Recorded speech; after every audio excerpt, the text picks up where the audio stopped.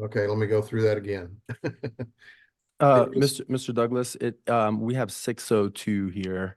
Oh, yeah, okay. Yeah, Well, yeah. since I wasn't recording, I'm going to go through that again. Perfect. It is 6:02 p.m. on December the 18th. This is a meeting of the Green Mountain Falls Fire Mitigation Advisory Committee. We're calling this meeting to order with David Douglas, Lisa Heisinger, Paul Yingling present from the committee. Kelly Hunter not present at this time. We do have a quorum. We have David Larrabee with Team Rubicon on with us, and Ann Esch and Carolyn Bowers. And let me see if that was Kelly. And there's Kelly. So we have all the members of the committee present now. So any changes to the agenda tonight, or is everybody happy with what we've got?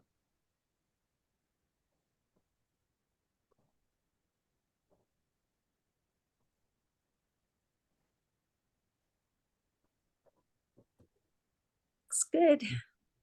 All right, well, do I have a motion? We accept the agenda for this evening's meeting. I'd like to make a motion to accept the agenda. Lisa has made a motion to accept. Do I have a second?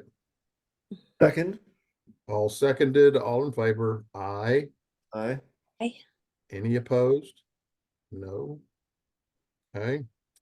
Do we have anyone present or that would like to speak from the public? I don't have anyone here at Town Hall. Okay. Anyone on Zoom?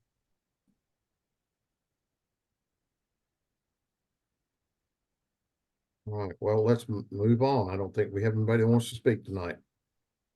Well, I noticed I just noticed I have an error here in our agenda, and I said we were going to have the minutes from the October 30th meeting. I believe that's supposed to be the November meeting, so we do in fact have a little bit of an agenda change that we need to make. My apologies for not catching that one. My mistake for not making that change before I send it to you, Bo. Okay, so I suppose everybody's had a chance to review the minutes from our November 27th meeting. And does anyone have any corrections, additions, or deletions?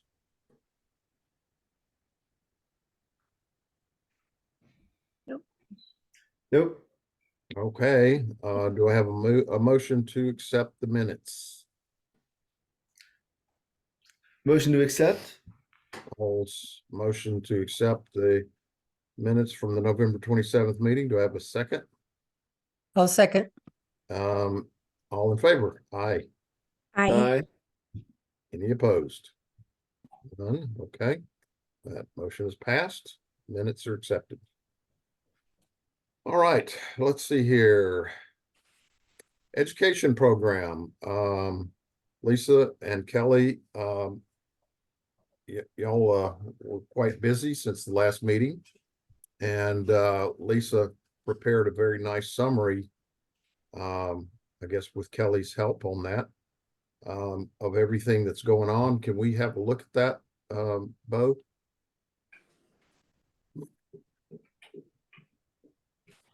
Okay, so I just pasted this from your email, Lisa, and so that I wouldn't have to put an email in there. So you want to take us through this kind of just Sure. Sure. Kelly and I met with Paul Thies. It's spelled Thies. He's the Woodland Park Red Cross organizer. And we found out that Darlene Avery, maybe you guys already knew this, but Darlene is also a Red Cross volunteer, and they're working on getting Church of the Wildwood as a shelter. So that would be pretty neat. So, Yeah. so that's obviously in El Paso County. Paul works mostly with Teller County, but he's, willing to move his boundaries. The other woman is Corey. What's her Yeah. name, Kelly? Corey. Tanner, Corey Tanner. Thank you. So I guess she's in charge of a huge area. So so it was nice to have Paul's help, and he's willing to help us. And where he can't, he's gone. He's a retired gentleman, and he's gone most of the winter. So he'll be back in May. But he's, said Corey could help us with whatever we need. And so he kind of reviewed the different programs that they have.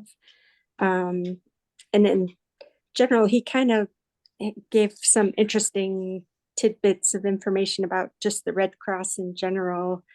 He was, I'll just share him because I found them kind of fascinating. That there's like 500,000 Red Cross volunteers in the country, and that 90% of those are volunteers. So 10% are paid. But so it's larger than the US Army. So I thought that Wow. was interesting. Yeah. They service 60,000 home fires every year. And they can help with medications, medical devices, eyeglasses if lost in a fire. There's financial support available if a house is unlivable, and they have helpers to plan recovery and locate where services can be found, and also that they run shelters. So if we would experience a fire in our area, those are some of the services that they provide. So the different programs that Paul does, he's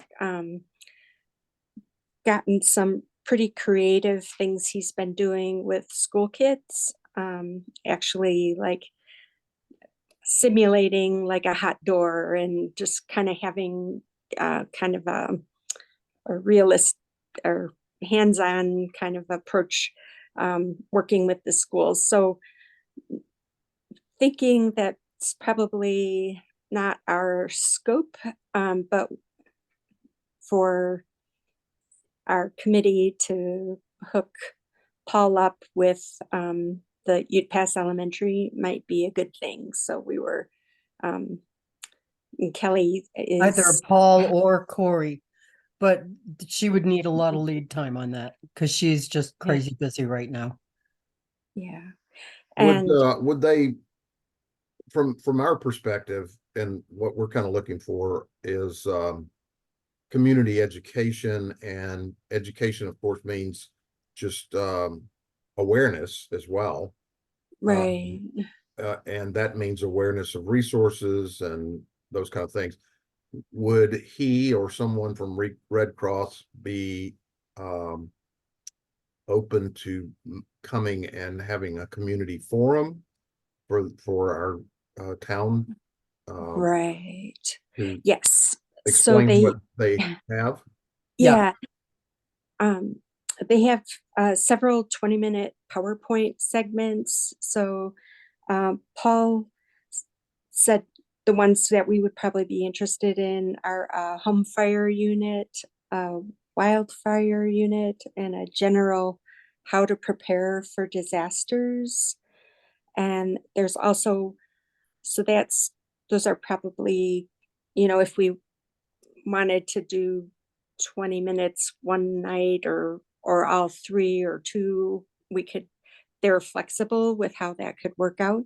They also do a family night out where we don't have a lot of kids in our community, but they how their family night out works is they would recommend that we find a babysitter for the young ones. They have I think it's kindergarten to third grade, prepare with Pedro.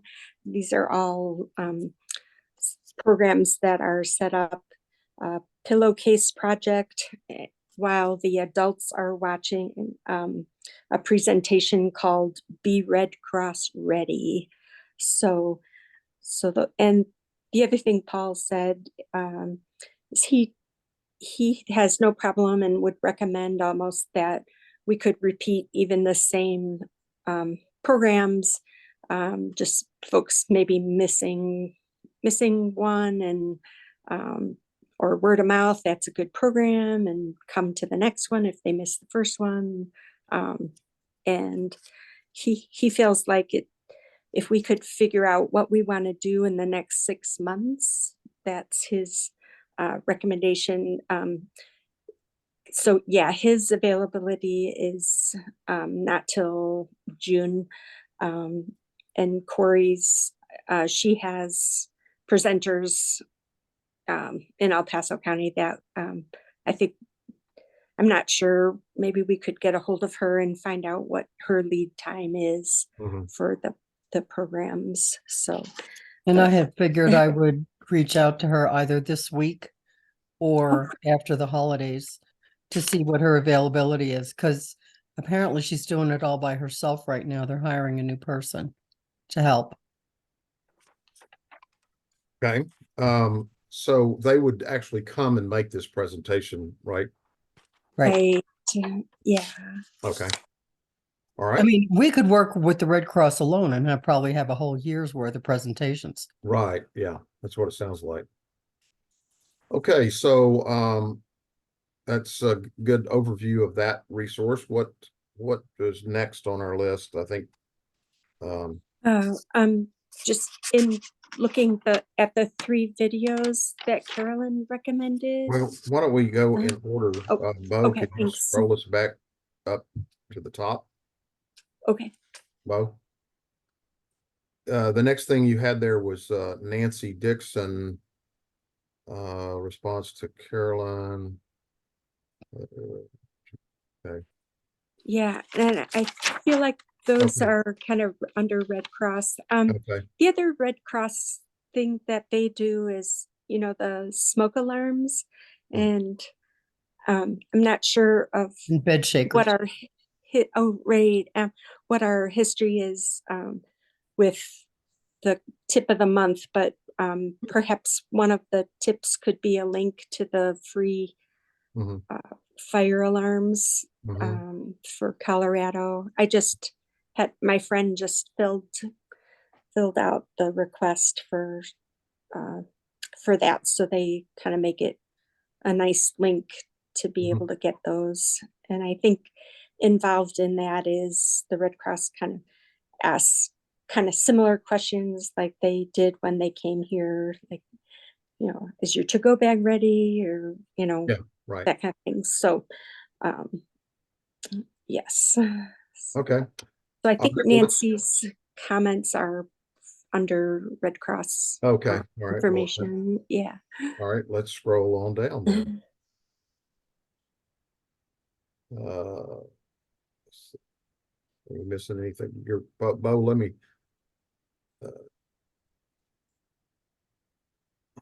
Okay, community workshop. All right, and continuing on there with, okay, so Carolyn suggested some YouTube videos. You pick it up there. Right. So I don't know if you've had a chance to watch those. The first one is your home, or Caroline, would you like to be speaking about this? I can review what they say. Go ahead and Go ahead and review them. You watched them, right? yeah. Okay. So the first one, your home can survive a wildfire. It's 14 minutes long, kind of assesses different homes. And I think one of Carolyn, you really liked the No Flowco's approach of showing pictures from homeowners, and that video would do well with that particular video. I thought the second video was I think it's maybe 4 or 5 minutes, if I recall. It's a short one talking about the two different homes side by side, one, with the fire embers hitting both of them, but one doing so much better than the other. And then the third video, it was a fire chief debunks defensible space, and it was in California. It's a 21-minute video. They had some, kind of neat one-liners, where they'd say, look down, not necessarily look up the trees, but looking down, and talking about homes most vulnerable to embers. That's a California video, and I believe that they have laws about defensible space. So I'm not real sure. I preferred the first one to the third. I don't know if anyone else had thoughts on that, just because it was the third was particular to California and some of their laws. And do we have laws about our defensible space? Well, No, we do not have laws that have Okay, any requirements. right. I think that it's just important to outline what, I mean, just to illustrate what we're talking about. Defensible space is just one of those phrases that, I'm sorry, people just don't get. And it's very hard to visualize. And it could be that the Colorado Forestry Service, which talks a lot about defensible space, I haven't really looked, but they might have some videos about it. I don't know. Yeah, But that would be one, or the Fire Protection Association. I was going to say that all of these came from the National Fire Protection Association, and they might have some others as well. They probably have a lot of others as well. right. Well, Yeah, but I just think that's, to me, right. talking about defensible space is kind of important, even though, and you're absolutely right. It's California. That one's on California, but if we could find, I know that it starts out, doesn't it show a fire coming in, and there's a Right. Mhm. the house is Right. treated with defensible space, and the fire doesn't touch the house because there's enough space there, and Right. so that's, I just think it's a really You good like idea. that? Yeah. Yeah. Well, and you can talk until you're blue, but visuals are so powerful. Yes, absolutely. And the Colorado State Forestry Service has a lot of printed material on defensible space. It's possible they have a video, but they have some great printed materials. Yeah, but see, that's the thing. I did printed materials. I've seen that, and it doesn't have the same impact as Right. visual. Well, I think all three of these are extremely powerful in their own right. Teaching people, instructing people on what small things they can do in making a difference. And then I love the one on the side-by-side comparison of the two Mhm. houses, because it really drives home the point that the things you do that we talk about in terms of preparing your home really are meaningful. They really make a difference. So, I think all these are great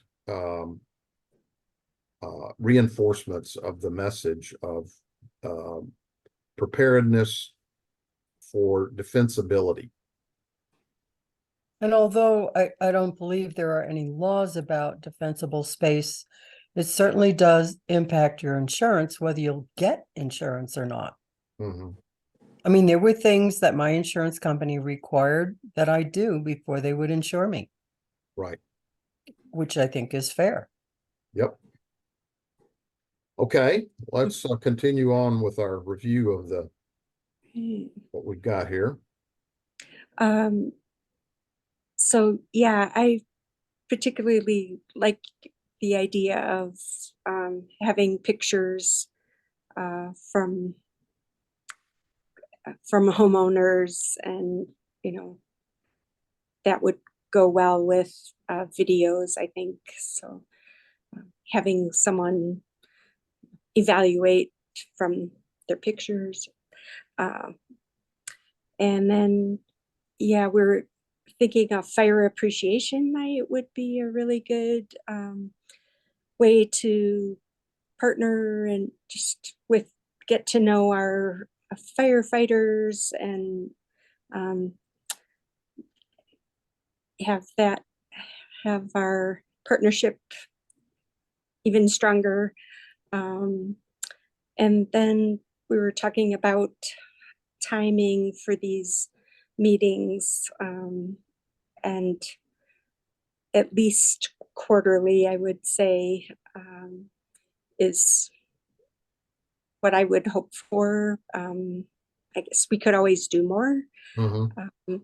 And then I think, I'm not sure when you started preparing last year for Greenbox, to how to fit into their programming. So I know last year John did a couple of hikes, and David, you spoke at the mayor's forum, and I think now they're starting to do their programming. So Yeah, we just have to let them yeah, know. All we have to do is just let them know that we have some things that we would like to be included in their programming. okay. And they will accommodate us on that. So we just have to decide sort of what it would be that we would want to present. Right. Okay. It may sound strange, and I know you said you don't want to scare people, David, but I really think visually that Paradise Fire video would really wake people up to how important fire mitigation is in our particular community. Mhm. And if we could partner with Redbox, maybe we could show it at, Greenbox, and show it at the farm stand or something like that one evening. Mhm. That might be really, really informative and beneficial and Mhm. educational. Yeah.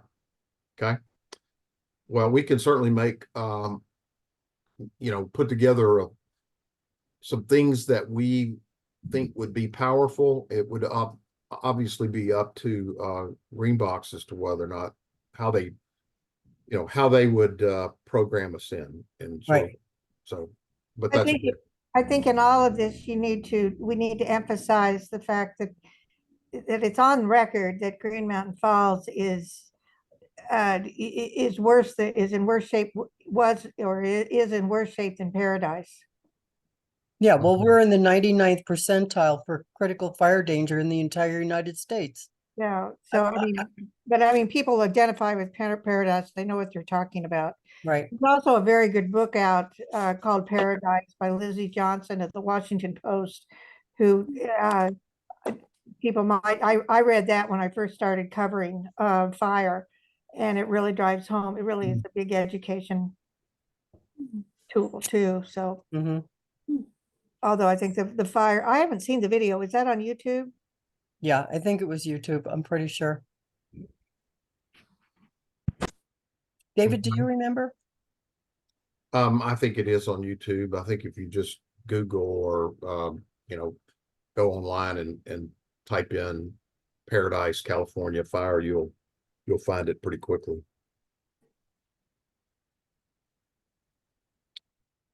All right. Let's see here. We've got Team Rubicon, and we've got David here, David Larrabee here tonight to talk to us more about that. Green Box Movie Night. Okay, that was what Kelly just brought up.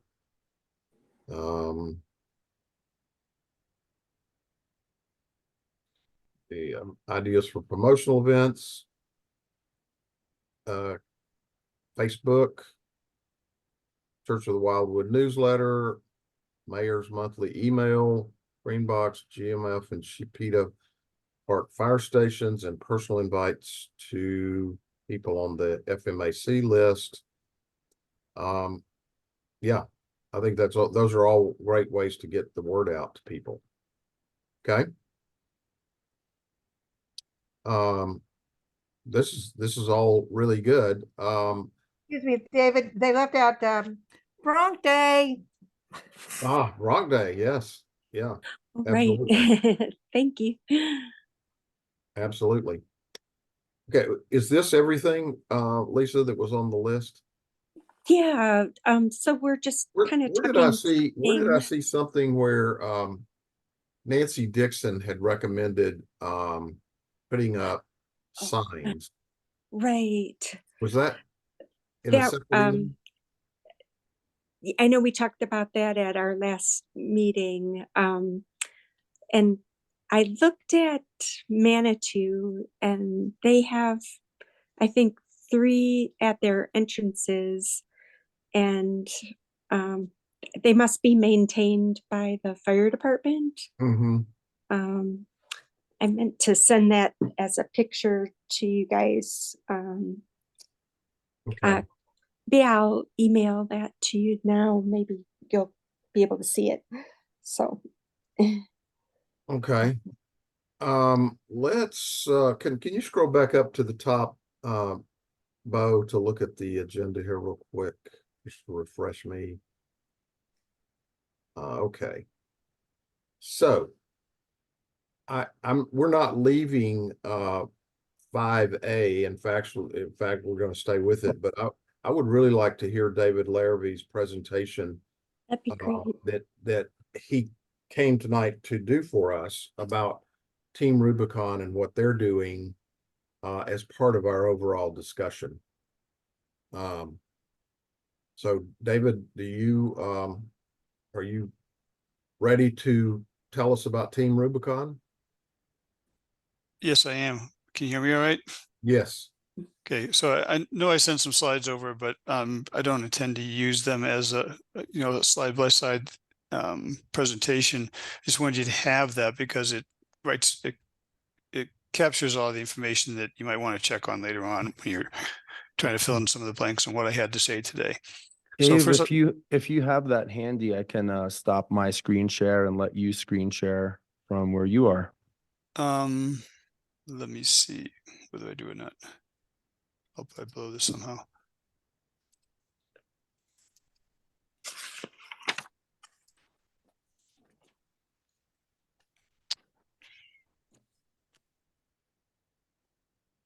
Okay, so maybe let me see if I can pull this off now. I found it.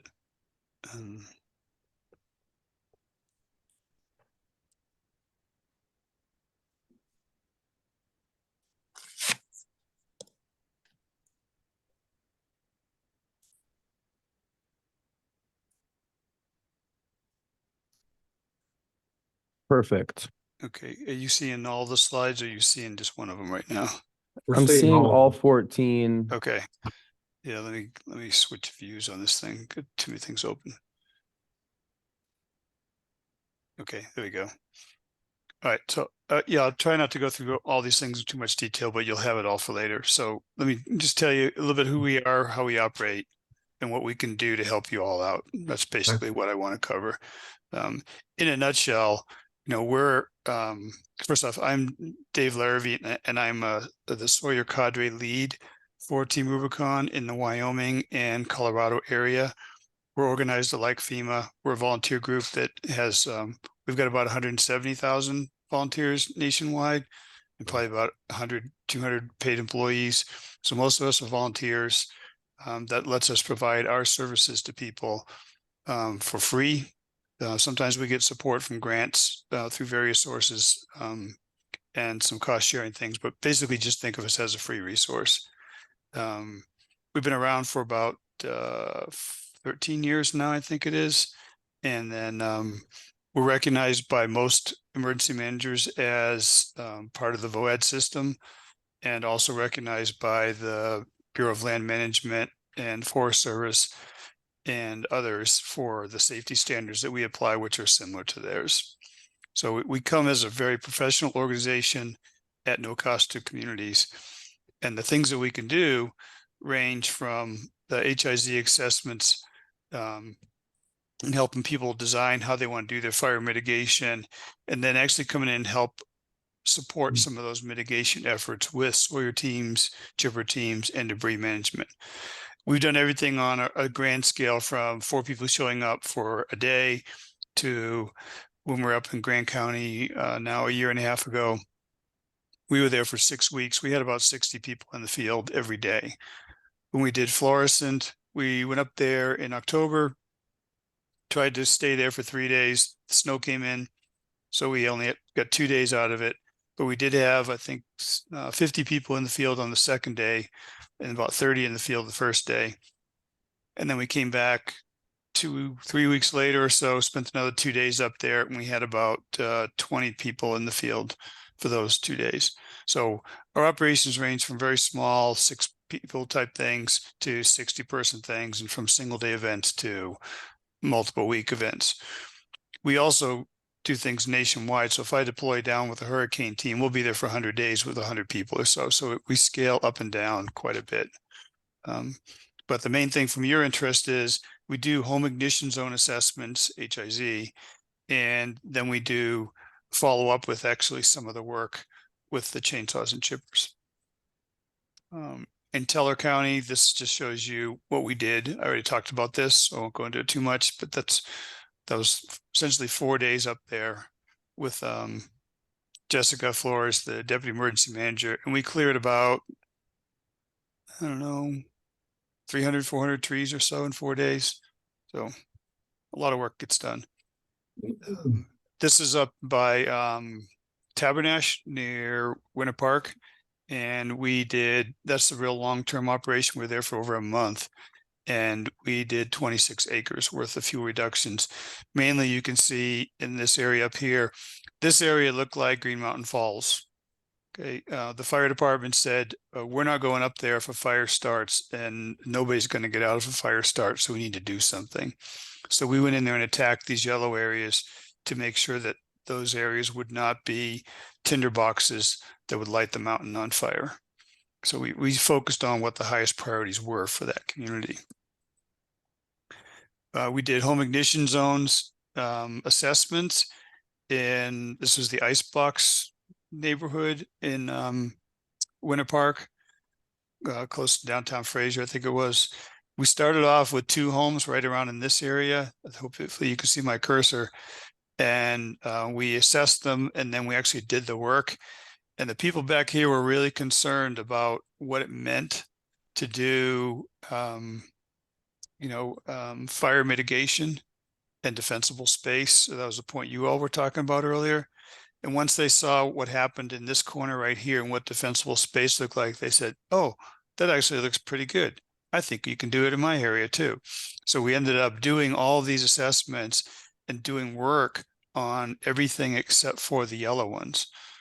So we made that neighborhood a whole lot safer than what That's it was impressive. before. Yeah. And we had good support from the community, people from the library and neighbors talking. These houses right here end up becoming like show and tell. People would just stop and the homeowners would walk them around and say, yeah, look, this is how it works. And fortunately, we had the workforce to do it.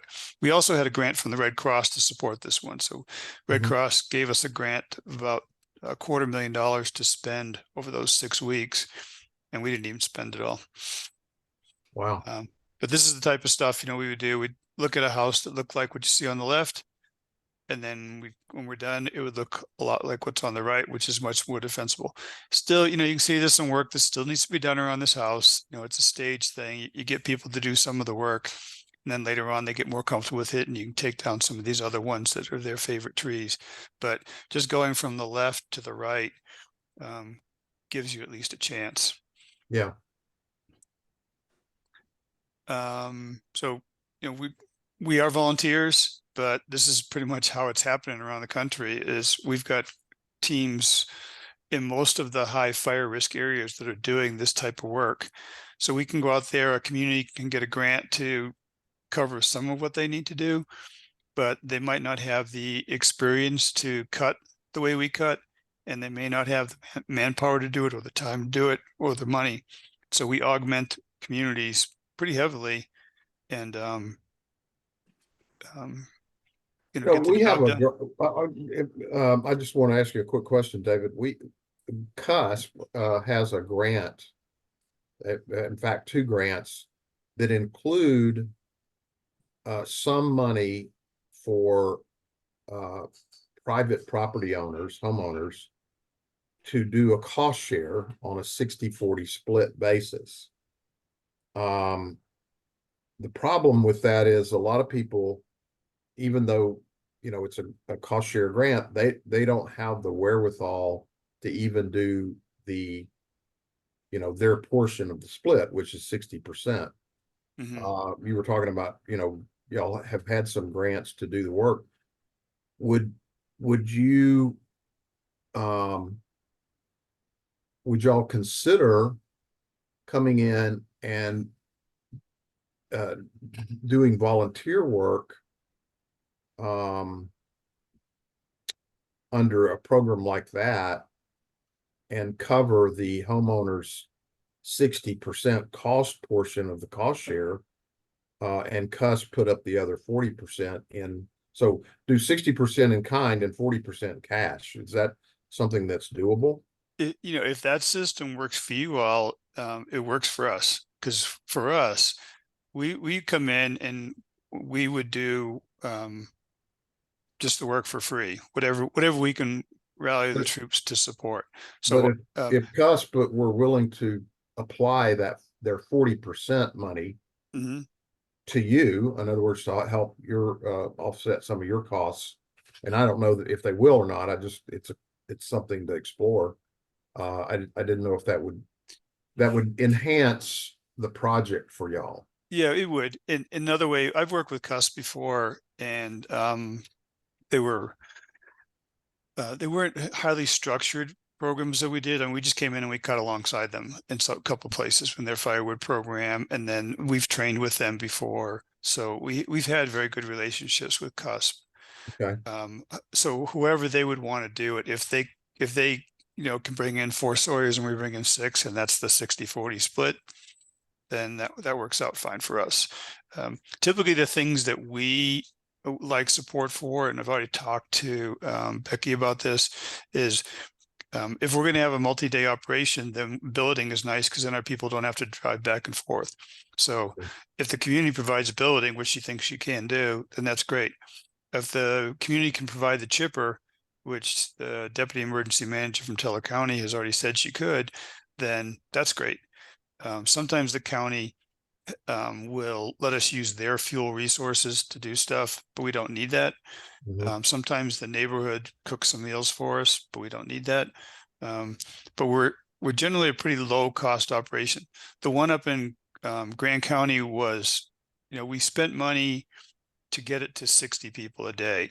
If we had run it at 30 a day or so, we probably would have hardly spent any money at all. But we were flying in expertise, and we had multiple chippers going that we were paying for, and we had a lot of people we had to feed. Yeah, right. So, given the scale of the operation, our expenses can be pretty low. But back to your original question, we wouldn't have any problem working side by side with CUSP. And if that qualified as their 60%, that's great, because that's kind of what we envision when we work with a lot of homeowners associations, is that if they need matching hours, then we can be the matching hour labor force.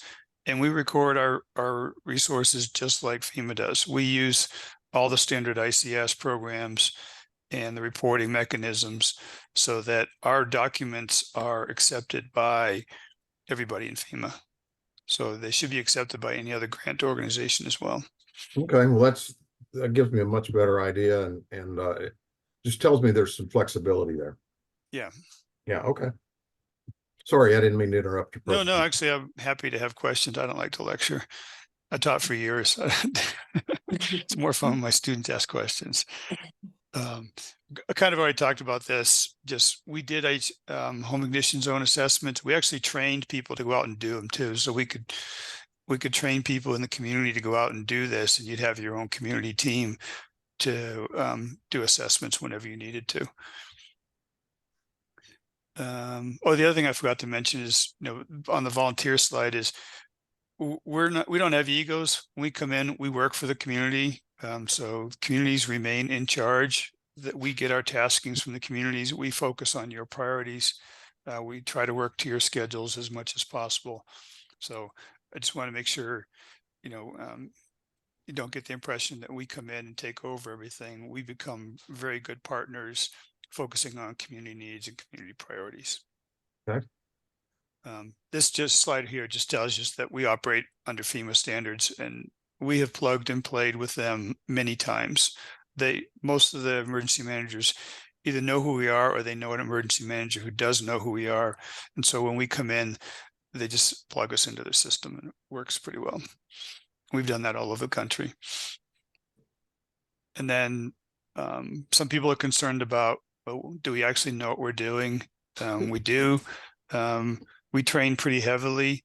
We have 5 levels. The Forest Service has, depending on how you count them, they looks like they have 3 levels, but they probably have about 6 levels within those. But we have a 5-level system. I'm one of our level 5 sawyers, so I'm one of the trainers. But our competencies are comparable to the U.S. Forest Service ratings, and they know that too and recognize them. We bring our own equipment. We bring our own personal protective equipment. We bring our own insurance, and we try to be as professional as any other team in the country. And I think we do a pretty good job of standing up against that standard. Okay. And then who do we like to work for? The people that can't do it themselves, the people that don't have the money to do it. They're too old. They don't have the skill. It's too dangerous for them. It's no money. They don't have the planning skills. It's too small of an organization. That's why we decided as an organization 3 years ago that we were going to try and take over a lot of the fire mitigation activities in the Western states to help people out. We can't do much during a fire because we're not trained for that. We can't do much after fire because there's not much to do. So we focus on making sure that if a fire comes, it just, kind of blows through and doesn't do a hell of a lot of damage like, the fires that we've seen in the past. Yeah. Okay. So, and there's a list of contacts. You've got my name there, and email. Dwayne is actually our regional wildlife project manager. So he's handling 14 Western states, and he's got a lot of expertise in the home ignition zone area and as a planner to manage our resources across the states. And then Mel is the operations manager for Western branch, and right now also for Wyoming and Colorado. She's kind of double-headed. But these would be the 3 people you'd want to reach out to. Well, Dave, where are you? I live in Monument. Okay. Yeah. I want to share with you an experience we had earlier this year where Red Cross came in and wanted to do a pilot program and they wanted us to find 25 people who needed assistance in our community to participate in the program where Red Cross would come in and do an assessment and install bed shakers and fire alarms and those kind of things. And they told us at the time that they were working with Team Rubicon to actually do private residence mitigation. And so, we had 25 people signed up. Everybody had the expectation that they were going to be participating in this, remediation thing, as well as the bed shakers and fire alarms and the assessment, the HIZ assessment. But when the 25 people attempted to contact Team Rubicon, and that's what they were told to do by Red Cross, was here's a phone number you call when, and we'll come out and do the work. Well, I don't know whose number we got, but every time people attempted to get in touch with Team Rubicon, they basically were told, well, Team Rubicon doesn't know anything about this. And we talked to Corey Tanner numerous times and really never got anywhere. And so we had 25 residents who never got any of the promised services in that regard. So I guess one of my questions is, could we get those 25 people taken care of? Well, well, I don't know, because I don't know what their request looks like. Let me back up just a little bit. First off, I'm sorry that there was a gap between what Red Cross and Team Rubicon were talking about and then how that was conveyed to you all. So Yeah. apologies for that. What's going on right now, I think, is an attempt to try and close that gap. Sure. So if the Red Cross did a good assessment that tells us what we need to do on the property, then that's a good starting point for us. If that's your priority, then it's our priority, as I said Well, earlier. Lisa Huizinga, who's on this call, and Kelly Hunter, I think both participated as two of the 25 people. Okay. You And did. so they would be able to tell you firsthand what they received from Red Cross and what they were told to do by Red Cross in terms of contacting Team Rubicon. Okay. So Lisa, Kelly. Well, when we tried to contact Rubicon, and this happened to everyone who tried, you could leave a message, but you never received a call back. No matter what you did to try to contact them. And so when I finally realized that we weren't going to be contacted back, I reached out to Corey Tanner, and my understanding was that you guys, it wasn't that you weren't willing to do it, it's that you already had such a list of people that you were doing this for, that we were way down on that list, before we would be gotten to. And she had even said at the time, it may not even be until next spring. Okay. So Kelly, what did they do though?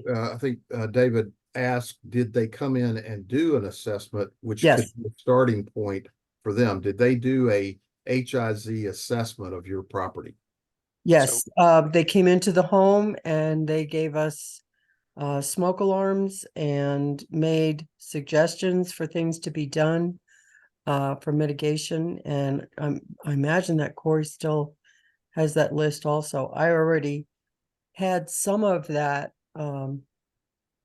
suggestions of things to do to mitigate the property. But again, I'm one of those who's in the position. I live on Social Security. I'm 75. I'm probably not going to be out there with a saw taking down big old trees. It's just not happening. Yeah. So let me ask you a question, Kelly. Did you mark trees? No. Okay. Did they walk the property and say these are the trees that should go? These are the bushes that should go? Mostly what Red Cross did was internal. That's what I heard. Okay. So that's what I thought I heard. Same thing with you, Lisa? Right.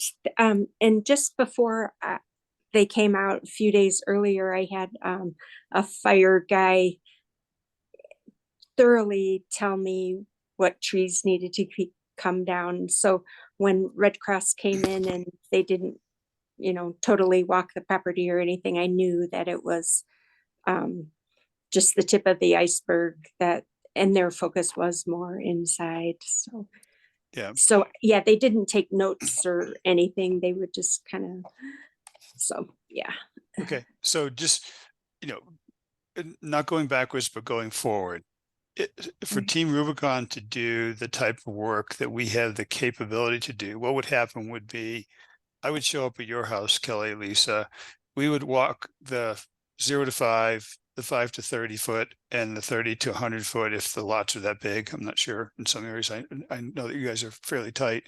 But we would look at that space outside. And we would talk about what type of mitigation effort would help you the most within our capabilities and within the timeline. When I say capabilities, I mean the number of people we have. And, if there's a tree leaning over your house, I can't do anything about that because we don't use lift buckets and we don't use ropes. So that had to be a professional. But if it was something that we could take care of ourselves, then we would say, do you like the plan? And then we would probably do it either that day or we'd just put in the work order to our system. When we did this up in Icebox, we did exactly that. We would spend the first day with the homeowner with our assessment team, and then we'd bring all those work orders back at the end of the day, and then we'd send teams out the next day, and we did a cycle like that went on for 6 weeks or so. So I think we're kind of starting from scratch with all of you. It doesn't mean that a person couldn't show up and look at the property, talk to you about what was going on, and say, and now we're going to start right now. And meanwhile, there's some other teams going off, looking at other properties, doing that and building up recommendations and work orders for us that we could then try to work our way through over a period of time. So that's typically the way we operate. Inside, one last thing, sorry. Inside the house, we don't do anything inside the house. Yeah. Yeah. Okay.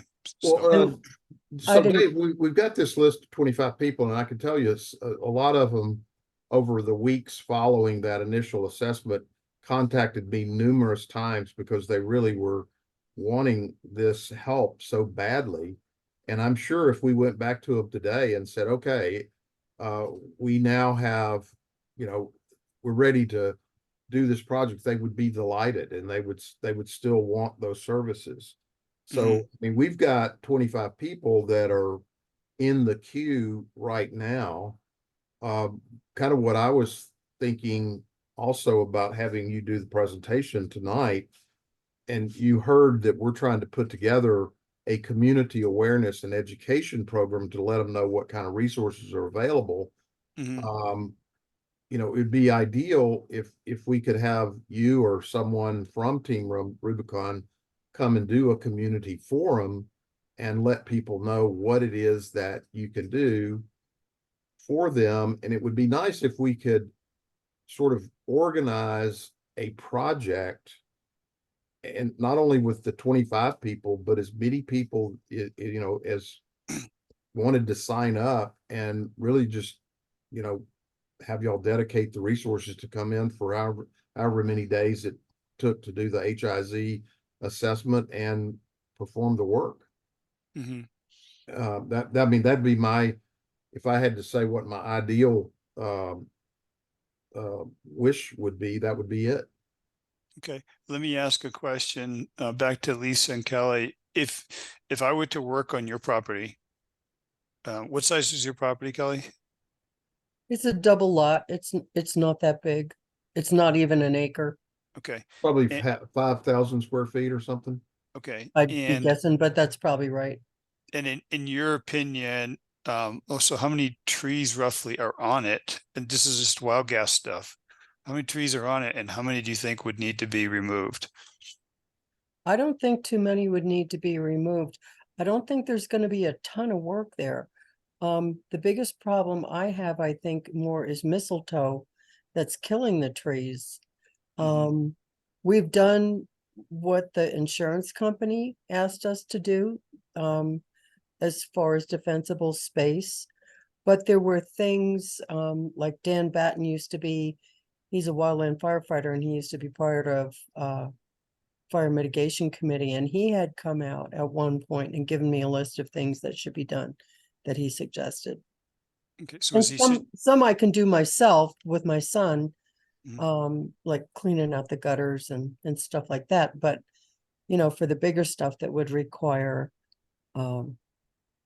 possibly, I don't know if trees need to be taken down or just limbed up. Okay, all right. So, are there 20 trees that need to be limbed up or more or less than 20? Probably Rough. less than 20. Okay, all right. I'm just trying to get an idea of the size of the jobs we would encounter out there, because Okay. then you'll see why I'm asking this question in a moment. Lisa, for you? Um, had somebody come in, and they took down maybe 8 trees, and yeah, now the things I need to do are like cleaning out gutters and things Mhm. that I can do, and take down smaller trees that I didn't have them do.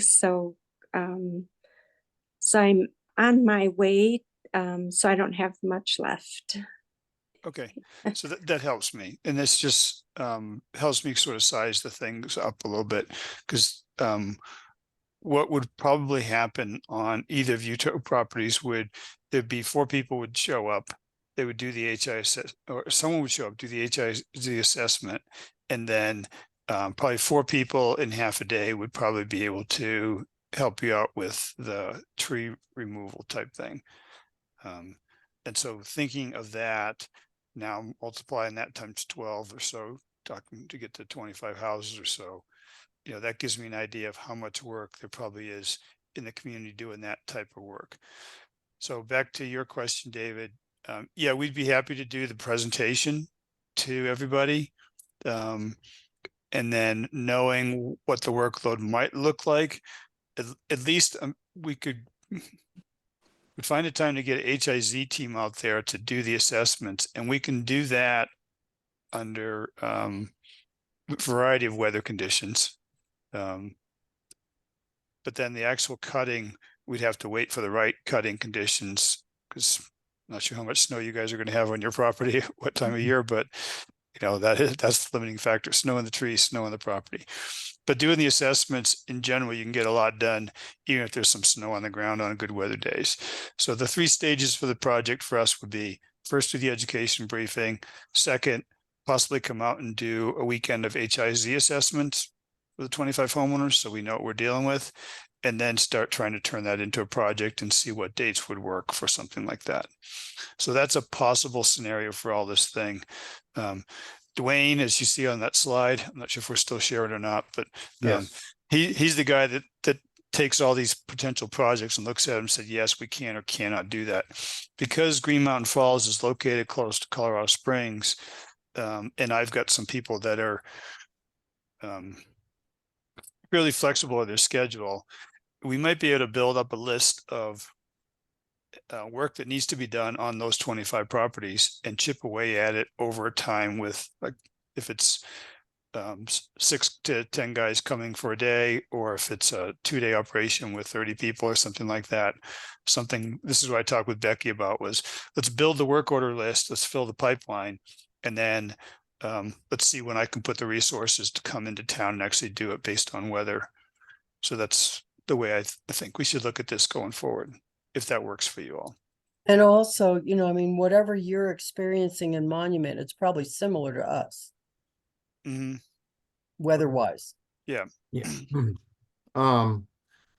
What I'm envisioning right now is, and who would we work with, Dave? Would we coordinate with you or Dwayne? Start with me, and as Yeah. I build it into a schedule and a project, I'll coordinate with Dwayne and Mel, and give them feedback from this meeting we're having tonight, and then we'd see what happens when we do the education meeting. That should be pretty easy to pull off, and then start looking at how do we time the in-person HIZ assessments and the actual work to follow up on the assessments. Well, I think that from our side, what we should do next is contact, because I have the list of people who signed up with Red Cross, and I could very easily send out an email to those people and say, okay, we finally have gotten to a point where we can organize this. Are you still interested? Mm-hmm. And once we get an active list of people who are still interested, I could forward that to you and say, here's our list. Mm-hmm. And how would you want to do that then? Would you want to contact them directly? Would you want us to tell them to contact you, or what would be the way to kick it off? I think sort of your original idea is you give us the names and you say, okay, I've got 18 people. Yeah. And they can all be available this night. We'll have someone come down, we'll explain who we are, what we do, what we can do for them, at least what we think we can do for them before we've actually seen the properties. And then we'll talk about our process, and that process includes getting rights of entry signed by those homeowners so that we could come back on another day and actually do Mhm. the assessments. And then we take that list of people who've signed the paper and start saying, okay, it looks like weather's going to be fine.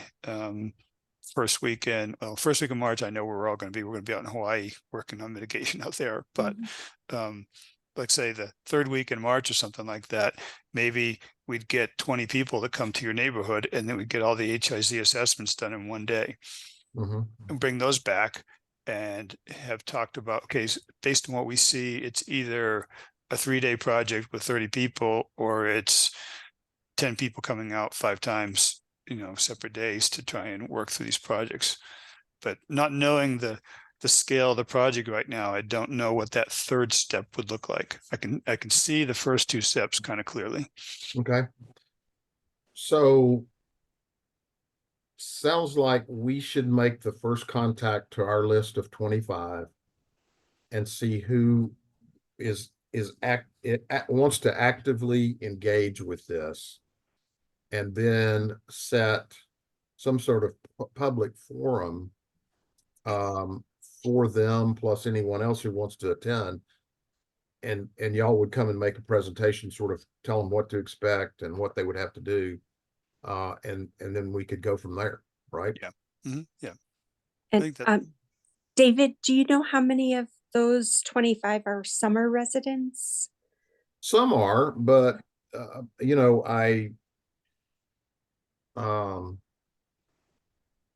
if the work won't occur until the summer, if we're gonna just do the HIZ assessments and develop scope of work and then figure out how many people Team Rubicon wants to put on the project, Dave, it may be this summer before y'all can really do it, right?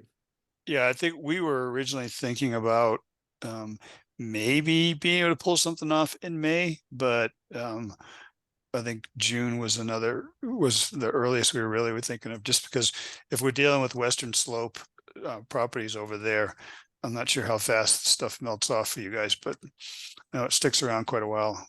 Well, our snow doesn't really stick around very long. It tends to. That's good then. Yeah. Okay, well, we've kind of got an action plan then,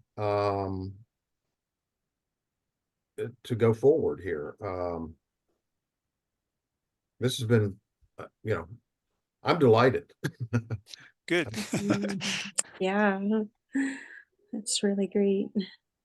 And I Well, think you'll find, David, that like my property is really small. Like I have maybe a quarter to half an acre, and some of my trees needed ropes and things, whereas Kelly and David and Paul live on the other side of the hill where there is more land. So it'll be real different. Our lots are real different. Sure. Just so, Dave, Cusp has been in and around Green Mountain Falls now for the last, I want to say 6 years, doing work primarily surrounding the town of Green Mountain Falls, creating a fire break, doing healthy forest work, thinning, all those kind of things, getting rid of diseased trees. And at this point, we've remediated 60 plus acres of Green Mountain Falls town-owned land and historic Green Mountain Falls owned land. And some private property owners have participated. So we've really done a lot, but we're down to the point now where we need for residents to participate. Mhm. So that we can, kind of make everything come together as a complete mitigation effort. So, Right. Yep. I understand that. so this has been really helpful. I'm sorry, I sort of feel like I monopolized the questions. Paul or Kelly or Lisa, do y'all have any questions for Dave? I think your home ignition zone assessments sound pretty great. And if we could possibly, if come to a training of yours to get together teams to do that, is that something that would be good for our group to do? Yeah, I think we could figure out a way of doing that. We're training our own people all the time. Sometimes it's in conjunction with an exercise. Sometimes it's a separate training event. But you'd be more than welcome to attend what we're doing to get trained. Okay. And I've reached out to Reverend Darlene at Church in the Wildwood. We want to do an educational event at that church on January 18th. I have not received confirmation. She had said either late January or early February would work for her. So we chose January. I do not have a confirmation that, as I said, from her yet that we can have that night. I don't know if you would want to come and speak to people that night or From my if perspective, we, Kelly, I think that's rushing it. okay, I mean, basically, we're right on top of Christmas. People are busy. And then, so you're basically talking about 2 weeks after Christmas, trying to have a community forum. I mean, it's just going to be hard to get the word out to get people to attend. I think people need a chance to put stuff on their calendar. So if we could push it out to February to me, just from a planning and logistics and trying to get the most people to participate as possible, I wouldn't want to rush it and say, let's do this January 18th. okay. She gave us 2 dates that would work for her. Those were the 2 dates. I can call her back and tell her we would prefer the February date. That's fine. I can do that this evening after we're done with this meeting. Okay. How's that? Do you know what that date is? Kelly, the It's, February date? it's on that paperwork that Bo had up earlier that had all the information on it. Okay. Oh, can you, I don't have it in front of me. Let me see I if I got can find 7 it. Feb off of that. Oh, yes, that was it. Okay, that's what I wrote down. what was it again? 7th of February. 7th of February. Okay. So are you available or is Dwayne available to come? And I'll bet we could find somebody if that's the date. okay. All right. Okay. Dave, I just have one question for you regarding billeting. You mentioned that one of the forms of support you sometimes ask for is billeting. So a couple related questions. One, given our proximity to Colorado Springs, would a project here require billeting? And if so, what would the standards be? Would you need, cots in a church basement? Would you need hotel rooms for members, showers? What's Yeah. the range of possibilities? Yeah. So if we had a small size project, then billeting wouldn't be required at all, like a single day thing with all the drivers coming locally. But if I wanted to get up to like 30 people or so that I'm starting to draw from Fort Collins and maybe Western Slope and other places, and if I'm going to get up to 30, I'm probably going to do it multiple days. And so that's when we would need it. What do we use? Yeah, cots on a gym floor is perfect. And some bathrooms around. If there's showers, great. If not, it's only a 2-day event, no big deal. And sometimes if there's a kitchen there to cook the meal, and that's great. If not, we go for cold dinners, but usually it's cots, gym, a roof, and toilets. are the minimums. I would rather do more than that. I've got a spare bedroom. Well, thanks. I think Becky was talking about if we came in the summertime, then using the community center or something like that. I can't, maybe I get the wrong term for it, but there was some Oh. facility there that she thought we would be able to use if, and I say if, because who knows how we'll do this. You know, if it's, you know, a very small group of people, then we may not need building at all. But yeah, rustic is fine by us. We've done some pretty rustic stuff.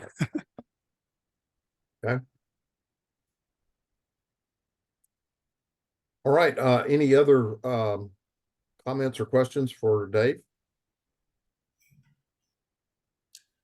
So Dave, just so we have sort of a clearer picture of the action items, I will take the list of 25 people that I have and reach out to them as a first step. We will begin preparing a some publicity on a community forum with a target date of February 7th. And we'll try to get as many people at Church of the Wildwood there as we possibly can, including this group of as many of the 25 as possible, and see where we go from that point. Okay, February 7th looks like it's a Wednesday. I think, does that sound right? Yeah. So I know I'm teaching a class on the 10th, but that won't interfere. So that means I probably will be around on the 7th. Okay. February 7th, I get, is a Wednesday. Yep. Okay, yeah, and I will pass on all of this information to our folks, so to Dwayne and Mel. So, you know, we will start the tentative planning, even though we don't know the full scope of this thing. But the key thing is going to be finding out the scope, but how much work is there really doing, and how difficult is the work. And just so we have a point of contact between our two organizations, I will be the point of contact, and I guess it will be with you. Yes, yeah, just go to me and I'll be the link to the other two. Okay. Very good. Well, thank you for your time. Thank you for your time. We appreciate you joining our meeting tonight and educating us on the resources available through Team Rubicon. Well, you're welcome. We are happy to help out. I'm going to check out now because I've been up for 24 hours. Okay. All right. Well, yeah, please feel free to leave us. Thank you. We appreciate you doing this. Yeah, no problem. You all have a good evening. Yeah, pleasure to meet you. Talk to you soon. Thanks. Bye. Bye-bye. Thank you. Thank you. Ah, wonderful. Okay, so let's now that we've got that, in the document we were reviewing, the recommendation that's been made by Kelly and Lisa is that we do a minimum of a quarterly some sort of educational forum for the community. And just by the discussion we just had, I would assume the first one would be February 7th with Team Rubicon. But we have a whole list of things that we could do. What I'd like to do tonight is get that more formalized with some prospective dates throughout the year. And I'm not married to doing quarterly. I mean, if we wanted to do one every other month, I'm fine with that too. But I think we as a group need to begin to make some firm plans on what frequency we want to have these, and what is it that we're going to do. And we've got a great list here to choose from.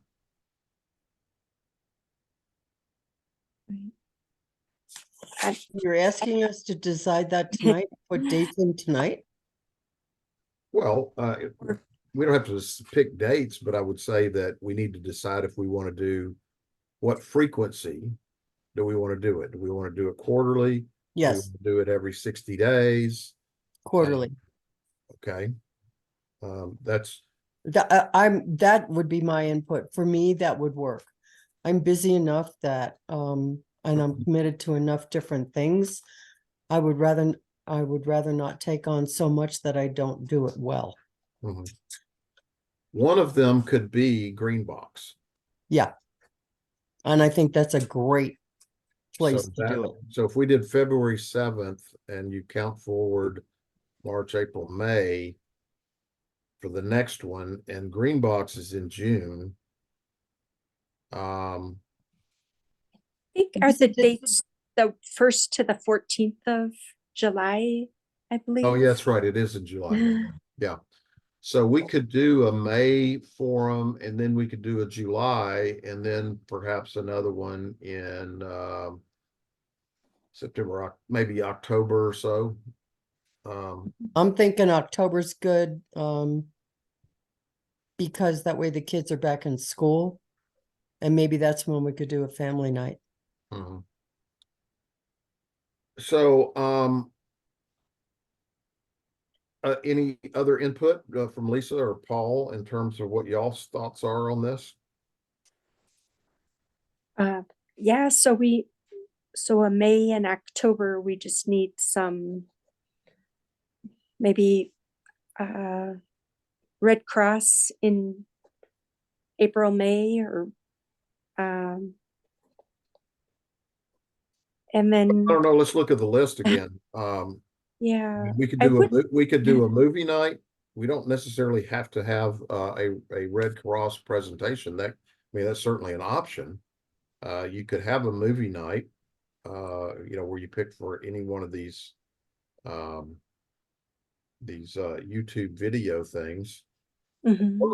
It might create some buzz if we said we had Red Cross here to talk to us about what resources they have. I think they're going to be primarily oriented towards the inside of your home and what services they provide post fire. Exactly. Mhm. Mhm. Yeah. So So that- Great. the disaster cleanup services. Right. I didn't realize that they did that. That's fabulous. Well, I hope that we It never was need. so informative. Yeah. Okay. So And some of their presentations are only 20 minutes, so we could do Red Cross 20 minutes and then movie night and pictures of homes, or maybe that's too much. Maybe just movie night and Red Cross another night. Not sure. I like the idea of doing pictures of, people submitting pictures. Mhm. But you almost have to have somebody there who is a knowledgeable person who could actually look at a picture and go, well, here's what I would do on this one.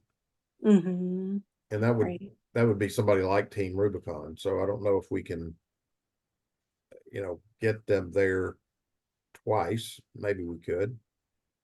I Or would also like to do something for the fire department. Like a fire department recognition day and appreciation day. And maybe they could be our people to show pictures to. And Yep.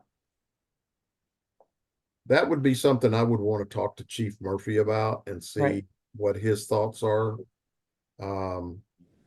Because I wouldn't want to have a firefighter appreciation event and none of them showed up. yeah. Maybe we could do that on Bronc Day. That's very possible as well. Anyway, my point is, I think we need to get the chief's input on something like that. Absolutely. Yeah. Okay, well, so let's go to work on the February 7th Team Rubicon deal. What we need to do right away is prepare some sort of announcement that this is going to happen and what it is, to start getting it out in the public, through all of the different channels that are listed down below. What I did while we were wrapping up with Dave was I called and left a message for Darlene at Church in the Wildwood and asked her to let me know if we could do the 7th instead of the 18th. So I'll just wait to hear back from her tomorrow, probably. Okay. So we need to put together some sort of, and this could be something that Paul puts out as on his list. This could be something that Carolyn posts on Facebook, the town Facebook page. It's just a matter of getting the word out so that, and of course I'll send out an email to all the 25 people who signed up for the Red Cross project. So we should be able to reach a lot of people, and I would think that there would be a lot of interest in, if you tell people, here's an opportunity for you to get free help on mitigation. I would think that would appeal to a lot of people. Maybe we could make up some type of a flyer also and put it up in maybe the post office and the pantry and. Yeah, well, places like that's that. exactly what I was talking about, is we need a flyer. We need something that is our communication, Right. a flyer. We need to get that done like very quickly Mm-hmm. so that we can start getting that out in the public domain. Carolyn, is that something you might be willing to do? Oh, yeah, sure. Yes. Are you talking, I'm sorry, are you just talking about what, publicizing the calendar or publicizing, asking people to send in their photos? I'm sorry. No, February No, 7th. I was thinking more of a flyer to announce that we're going to have a presentation by Team Rubicon at Church of the Wildwood on February 7th. The purpose of which is to introduce their capabilities to help as a resource to help homeowners do fire mitigation at no cost. Well, I really think getting it, I really think getting the, reaching out to your database and all the people on that and the 25 people or whatever, I think that's, and really push that is really the best thing. I mean, I can do a Facebook article, but that might generate some interest. I'm not sure, but and also another thing I would do is at the next Board of Trustees meeting, I would have somebody make a public comment on it, just to get it into the record that, you're doing this. But I think the thing about no Floco, and that is that Don Moore is such a charismatic person. And that's what I think, that's what people respond to. And I'm not saying you're not charismatic, David, but I'm just saying that I think we need to we're going to have to really work on spreading the word. And flyers might be one thing, but I really think writing your database people and your 25 people from the Red Cross, get them and urge them to spread the word to their friends and their neighbors. And I think that's your best bet. Oh, there's no question, but I'm just trying to hit all channels of communication with people. Yeah. So, I don't think you pick one thing, you do them all. Yeah, Right. sure. Yeah, put it on the town website, whatever you have to do, the Church of the Wildwood newsletter, that thing that Hattie Bailey puts out for Church of the Wildwood. Sure, anything. But I really think your best bet is to reach out to these people who are already showed some engagement. Oh, I agree. That's the richest pool of people we have. These are people who signed up with the desire to get this to get this service. Right. And they have repeatedly said, hey, what's the status of that? So yes, I think And this- reaching out to them is the highest probability. And this- However, I would like to reach other people. Sure. Well, but you should like, you know, tell them, you know, we really need your help on this, you know, just, you know, try to engage them as much as you possibly can.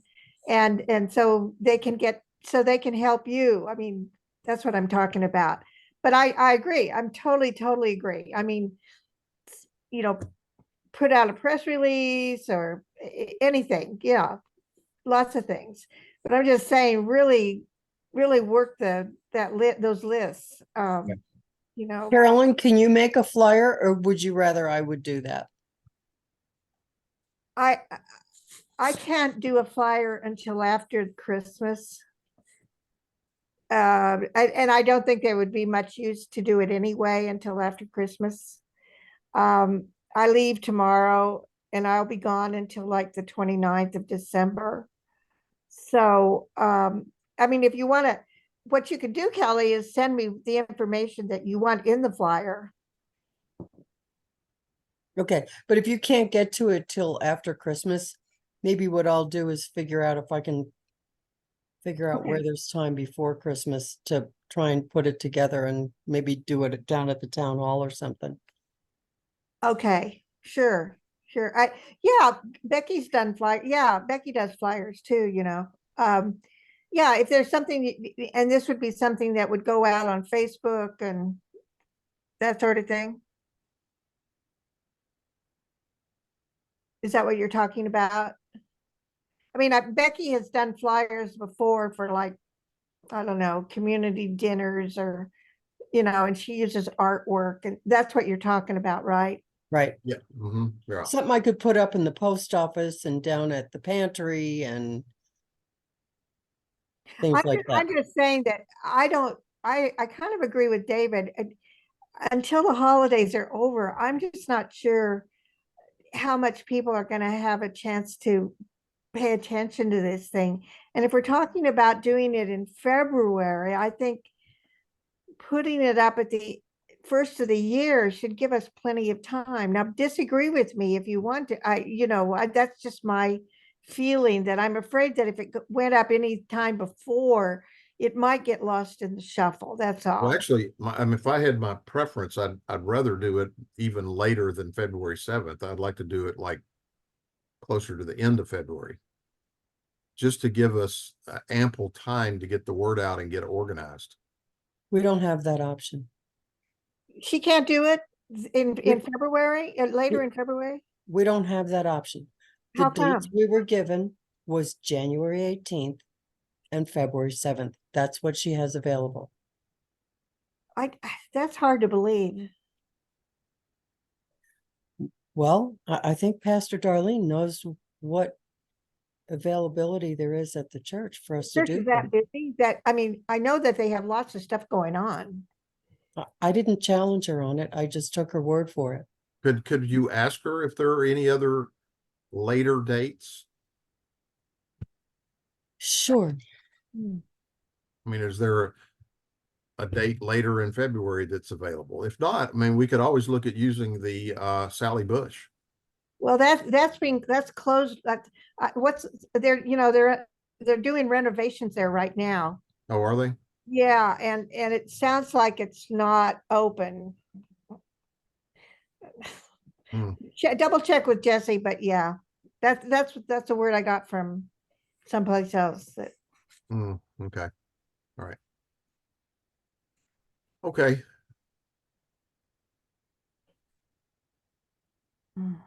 I have one thought. Don't, just in a brainstorming spirit, would we ever want to Zoom that meeting to summer residents? Oh, absolutely. I think that's a great idea for people who can't make it because they're not in Green Mountain Falls. Right. Yeah, absolutely. I mean, heck, we could have it at town hall potentially. That's true. Yeah. Yeah. So if she doesn't have any other date than the two that she gave me, January 18th and February 7th. Do you want me to ask Becky if we could have it at town hall? Sure. Okay, Yeah, I just think if we could push this out a little further, so we've got some time to really do this right rather than rush it. And because if you're going to have Team Rubicon devote their time to come and make a presentation, I want to make sure that we've done all we can to get a good group of people there.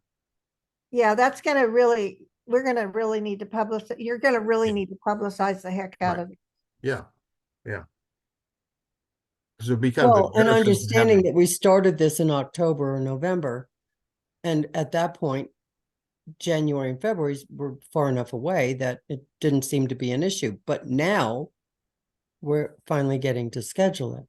And now the dates are upon us and kind of nipping at our heels. That was not what we had originally felt when we were talking about it in we, October. we did not know about Team Rubicon in October. Right. But we did know We about only learned about Team Rubicon about 2 weeks ago. that, I understand. But what we were talking about was a date to do an educational opportunity at Church in the Wildwood. That's what I was referring to with the dates. And we also only got a list of the possible education topics just a week ago. Right. We didn't have that in October. I've been asking for that for several months. Okay. So we finally have something to work with. Right. So now we can start planning. And what we had talked about was we wanted to do something first quarter, second quarter, third quarter, fourth quarter. Right. And late February is still in first quarter. Right. Okay. Well, if there's no availability at Church in the Wildwood, I'll talk to Becky about town hall. That'd be great. Okay. And so I will also talk to Scott Levy about the availability of time and their willingness to plug something in for fire mitigation, which I know they will do, because they have said numerous times, all we have to do is ask. And so that would be in July. So our next event after February would be, are we all in agreement that it's going to be May? Sounds good. Okay. Do we want to decide on what we want to do in May tonight, or do we want to wait until our January meeting?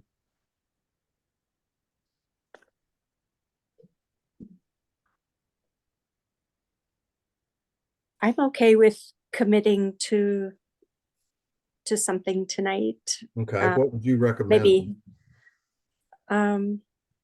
Yeah, Red Cross would be super easy because they're so prepared and they have they're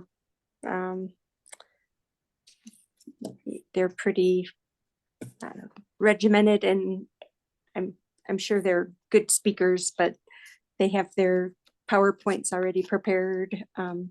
Okay, well, And I would love to tap into them whenever we can. They're a wonderful resource. That was what I had written down as a suggestion for May. okay. Well, then let's plan on that for May. does that sound good to you, Paul? Paul? Sorry, sticky mute button. Yes, that sounds terrific. Sorry. Okay. Okay, and then we can then in our coming meetings can figure out what we want to do after July. Unless somebody wants to go ahead and make a recommendation right now. I'm trying to remember, when is Bronc Day? It's in the end of July. Yeah. Isn't that Okay. right? Yeah, it's the last week in July, last weekend in July. So if we did a movie night the beginning of July or sometime that first 2 weeks during Green Box, and then did something at the end of July during Bronc Day, that's 2 things in 1 month. Does that Yeah. feel like too much? I guess I when don't- I thought about Bronc Day, I was just thinking about our you know, the booth or what, that tent that you have at the Bronx Day Yeah, vendors and stuff like that. But that doesn't have to really count in as, you know, an official education event or anything. I'm sorry, would you say that again? I guess I was just envisioning the, you know, the fact that we had a tent there at Bronx Day last year. So Right, probably want to do that again this year. right. But I really, I mean, you had that list of things, and so I just thought that let's not forget to do that next at Bronx Day. But I wasn't really thinking of that as being unless we wanted to like unless you wanted to enter the parade as something, that would be something. That's all, and that's a possibility. I mean, that's something that you've got enough time now that you could brainstorm and you know, have a parade entry or something like that. But no, I wasn't really suggesting anything on the scale of an educational event with a movie or lecture or anything like that. Okay.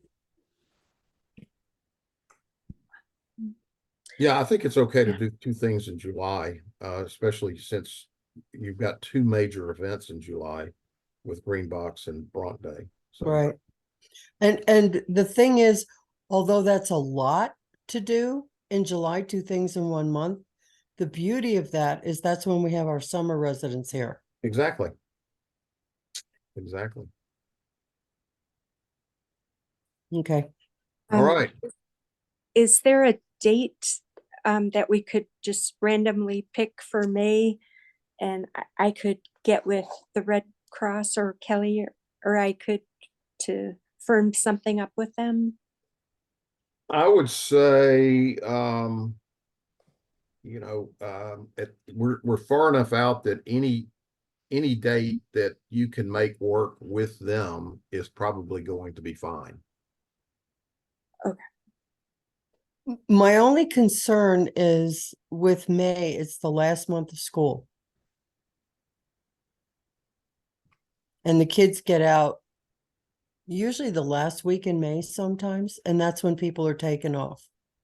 Right. So if we did mid-May, it would Maybe. be, Early or to mid. Yeah. if What do we you- kept it on Wednesdays, I don't know if that's when the church or if there's any meetings happening at town hall. May 8 or 15 are both Wednesdays.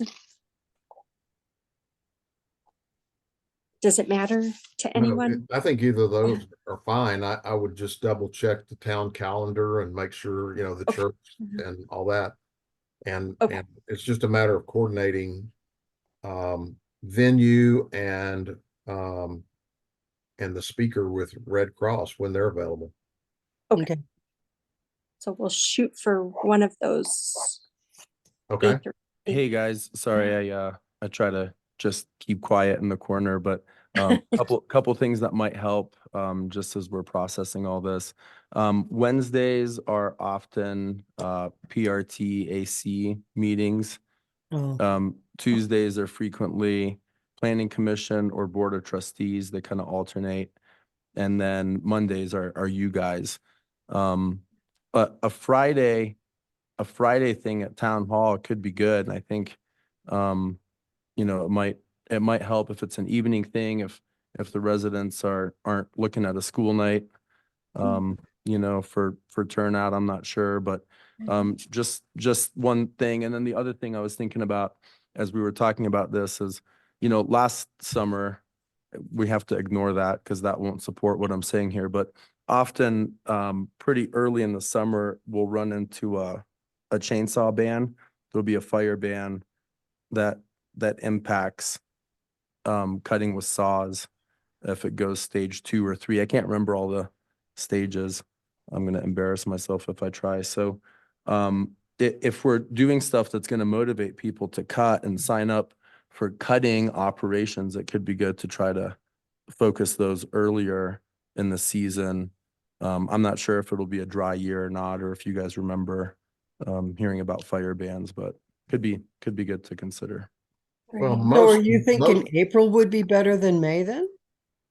Well, I was afraid you were going to say that. April 2nd, I have an election, so depending on when in April you're thinking, early in April is going to be hectic Well, if it's a town Well- hall thing. Well, doesn't, the PRT meets in the afternoon, right? yes, And who goes to those meetings anyway? Yeah, PRT did just move. That's a good point. They did just move their meetings up to 3 o'clock. And as far as turnout, it really depends. They did one thing about like landscaping. Some of the topics have generated a pretty big crowd, and then sometimes it's pretty quiet. So I've had a hard time predicting that part. Yeah, I mean, I've been to those PRT meetings where nobody shows up for it. And unless it's, yeah, I agree with you about the landscaping, but yeah, and the same with, I don't know, whatever else. Can- you want. can we Nobody stick goes- with, can we stick with May 8th and 15th as far as a date for the next event? Somewhere in that range. Even if we didn't do it at town hall, see if we could do it at Church in the Wildwood, are you thinking? What I said earlier was, we need to coordinate venue with speaker. Whatever the venue is, I don't care if it's town hall or Church of the Wildwood or wherever. Just, pick a place that's available and coordinate with a speaker that's available. Okay. But I think sometime in the first half of May, given that school is out at the end of May, it makes a lot of sense. And it kind of keeps us on the schedule of, February, March, April, May, that would be, 3 months. So.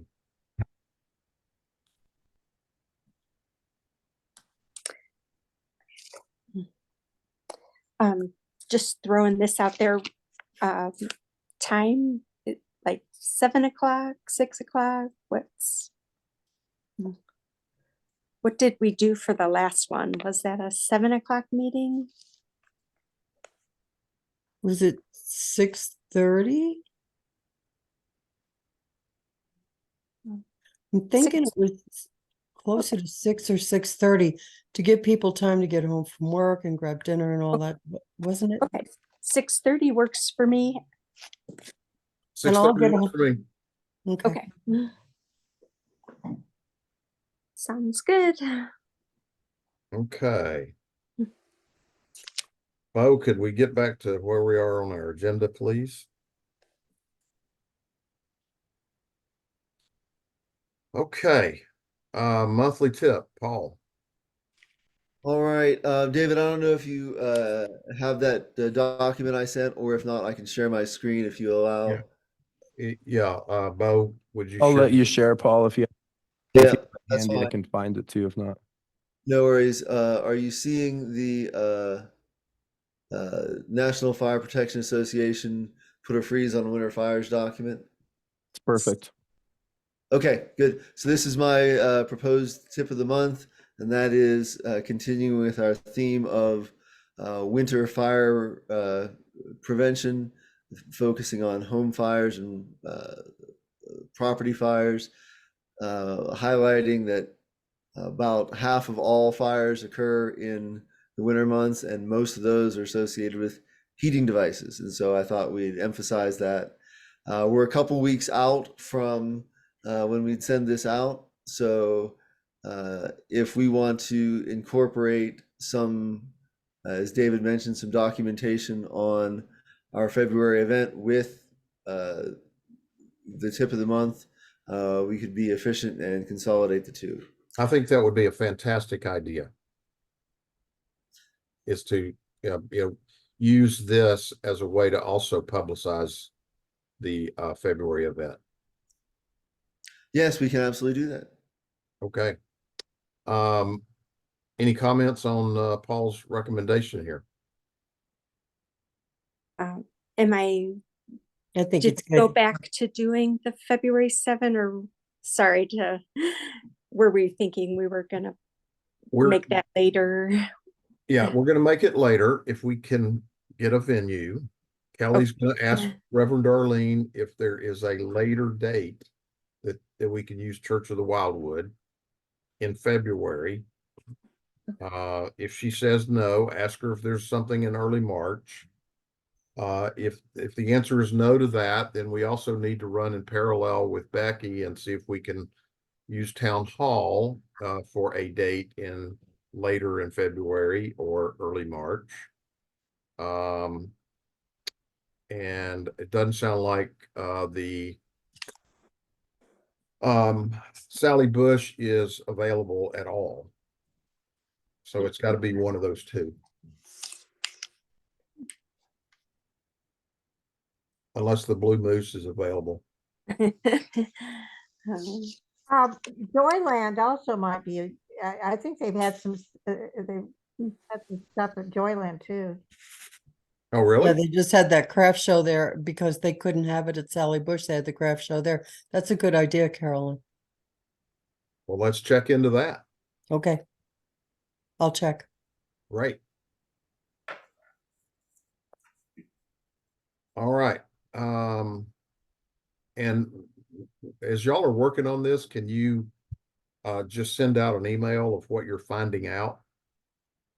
Since our next meeting won't be until the end of January. That way we can kind of stay on top of this. Sure. Okay.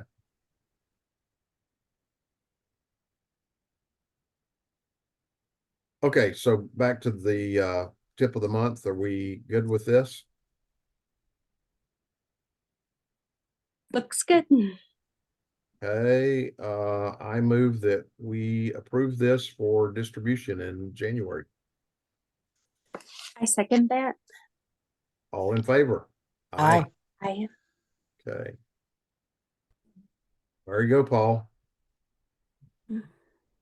All right, and in terms of the other two agenda items, no movement on block captains or our resident database. We are still holding steady at 73 on our GMF resident database. Okay, one of the things that I'd like to do is when we have these town events is that we continue to try to add to our database through those events, try to get people to sign up and, so we can continue developing our database into a more robust way of communicating. So anytime we're doing something out in public, let's ask people to sign up. Right, yeah, I agree wholeheartedly. All right, moving on to new business. It's kind of new business, it's kind of old business, but it's new in that we have new information. We have a grant from Mile High Youth Corps that's been awarded, and it's for 22 weeks of work, which is outstanding. Kirkpatrick Family Fund has awarded $65,000 to match the CUSP grant, which gives us the ability to probably almost fully utilize the remaining CUSP grant funds in 2024. And we are having a meeting in, I don't think the date has been set yet, but it's going to be sometime in late January at Town Hall to do some project planning on this. To begin kicking off the, what are the acreage that's going to be worked by Mile High Youth Corps, what's going to be done by CUSP, and get some specific sites and start getting quotes so that we can hit the ground running early in the summer on all of this CUSP grant and Mile High Youth Corps stuff. So that was good news. That's very good news. We'll probably be able to knock out the remaining workable territory in Green Mountain Falls this summer. That's great. The Board of Trustees approved the budget that was submitted by the town manager in its last meeting. And the budgeted amount for Fire Mitigation Advisory Committee that was presented to the board for approval was $20,000. And it was approved as part of the overall budget. So it was, about less than half what we had recommended to the board, but nevertheless, we have $20,000. And David, I'm sorry, how did that break out in terms of categories? They did not break it out. There was a lump sum number of $20,000. Okay. Okay, because previously the board asked us to They break did. out categories. Is that correct? They did, and it was presented by category. Okay.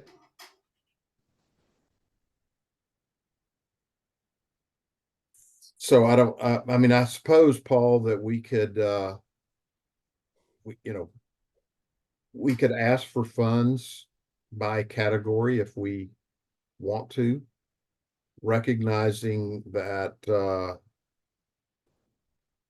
anything other than using it for match is just gonna, be less money for fire mitigation. But I think we're gonna have some flexibility because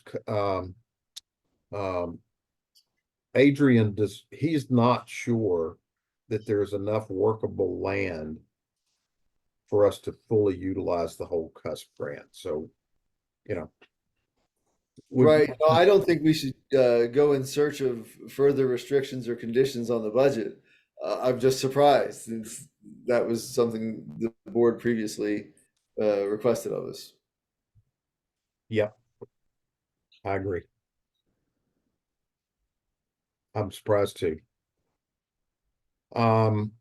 Okay, so next we have Lori Worthy's application for membership to the Fire Mitigation Advisory Committee. Lori's application, I think, is part of the packet. As you all may know, Lori was mayor of Green Mountain Falls at one time.